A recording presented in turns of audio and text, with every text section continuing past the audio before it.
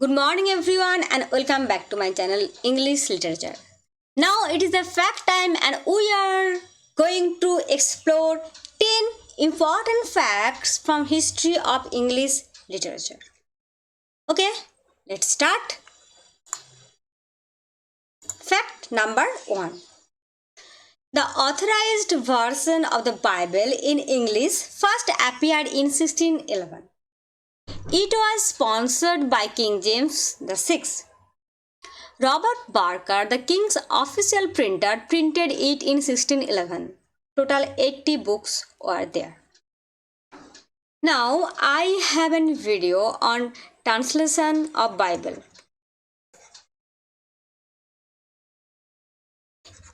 Here in this video I have discussed in detail every aspects of translation of Bible from the Old English period, from Bede's translation, Wycliffe's, Gutenberg in Germany, Tyndale, Coverdale, Geneva Bible. You'll get everything there. So if you are interested in the translation, the history of the translation of Bible, you can go there.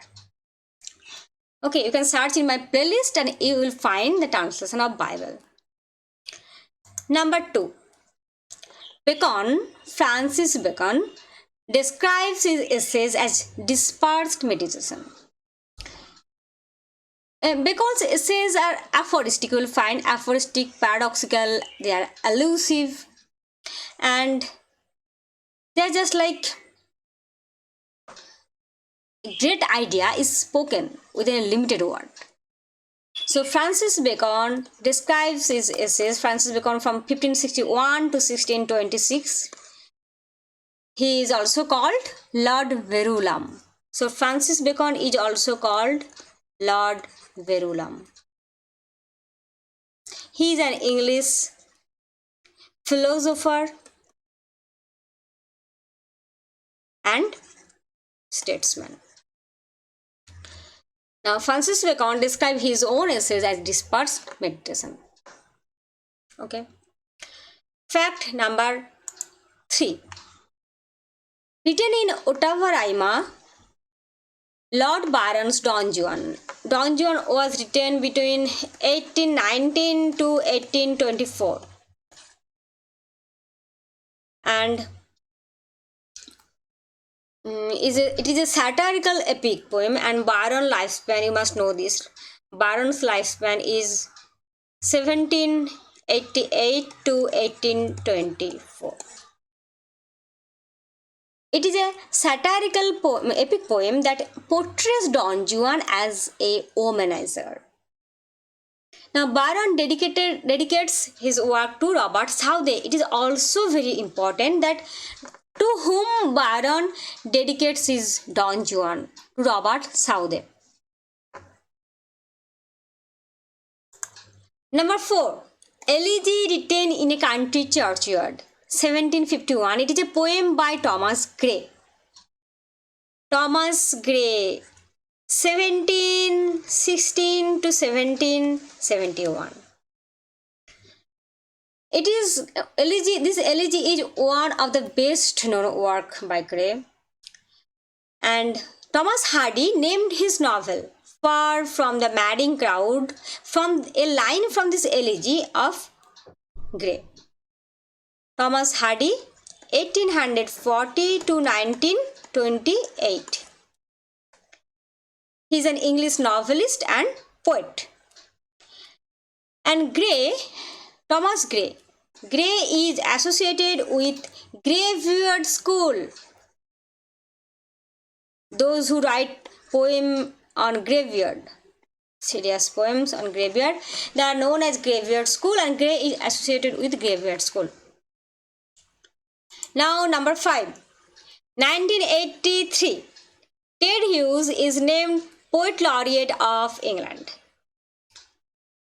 Ted Hughes, 1930 to 1998.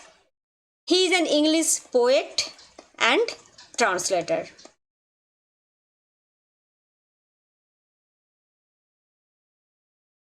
1998, Ted Hughes wins White Bread Book of the Year award for Tales of Ovid.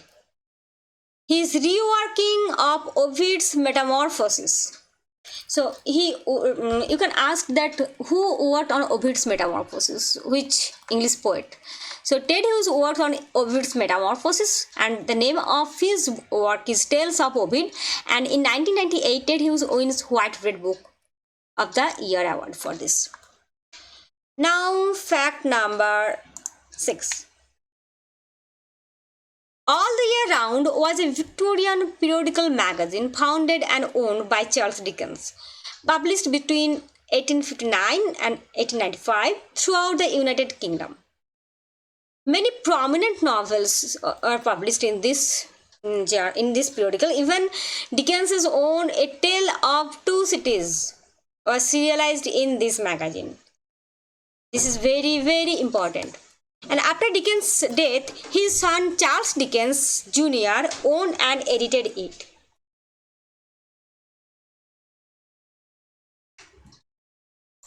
Number 7. On the morning of Christ's nativity. It is a nativity ode written by John Milton in 1629. The poem describes Christ's incarnation, crucifixion. When Milton wrote this poem, he was 21 years old. And it is called that it not only celebrates the birth of Jesus Christ, but also celebrates the birth of a poet. Because before that, Milton did not have any collection of any published collection of poems before that. And Milton's poetic career began with this.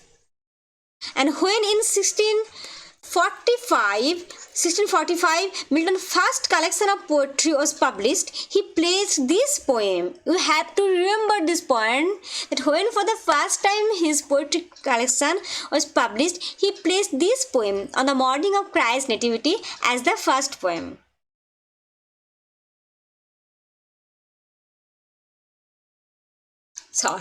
Number 8, Alexander's Feast or the Power of Music is an ode by John Dryden to celebrate St. Cecilia's Day.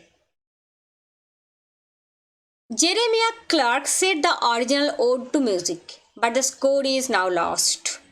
Anyway, this is a fictionalized account of a feast held by Alexander the Great on the occasion of his victory over Persian king Darius. Okay, so it is the fictionalized account of the feast that was held by Alexander the Great, and when on the occasion of his victory over Persian king, the king of Persia, whose name is Darius. And now there is total 7 stanzas.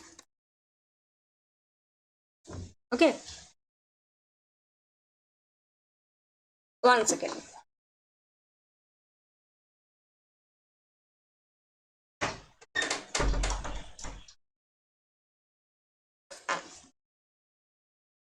Now, number 9, Walt Whitman's Leaves of Grass was inspired by Ralph Waldo Emerson. Leaves of Grass. It is a poetry collection, and it was first published in 1855. Whitman's life spent in rewriting and editing this. Number 10, The Deconstructive Angel is an essay by M.H. Abrams. It is an argument centering Derrida's theory of deconstruction. Okay. Again, you have to remember another point. J. Hillis Miller. J. Hillis Miller wrote The Critic as host. In reply to M.H. Abrams' work, The Deconstructive Angel, you have to remember the name of this book. Okay. J. Hillis Miller wrote The Critic as host as an answer to M.H. Abrams' The Deconstructive Angel. This is very, very important. Abrams charges that deconstructors are just parasites upon the plain meaning of text. Abrams said, what said? Parasites. That deconstructors are parasites upon the plain meaning of the text.